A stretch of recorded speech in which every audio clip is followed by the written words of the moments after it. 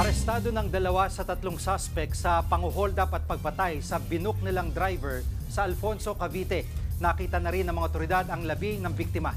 Nasa frontline balitang yan si Gary De Leon.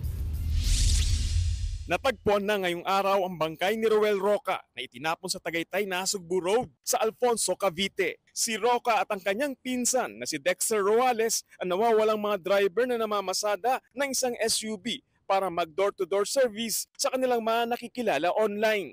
Una natagpuan ang bangkay ni Roales noong April 8 sa Tagaytay. Base sa investigasyon, may nag-book sa kanilang mga pasahero papuntang Cavite. Dito na nangyari ang pang-hold up at pagbaril sa magpinsan. Ayon sa mga otoridad, 3 ang suspect. 2 sa kanila ang naaresto sa pamamagitan ng backtracking ng mga CCTV.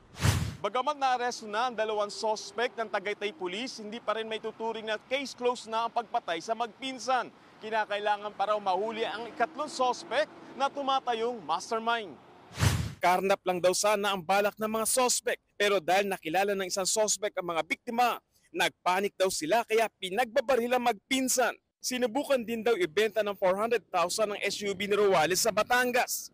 Patuloy ang manhunt operation ng Tagaytay Police sa 3 suspect.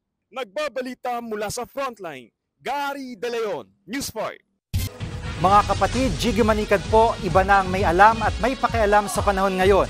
Para sa konkreto, kumpleto at komprehensibong balitaan sa frontline, mag-follow at mag-subscribe sa social media pages ng News 5.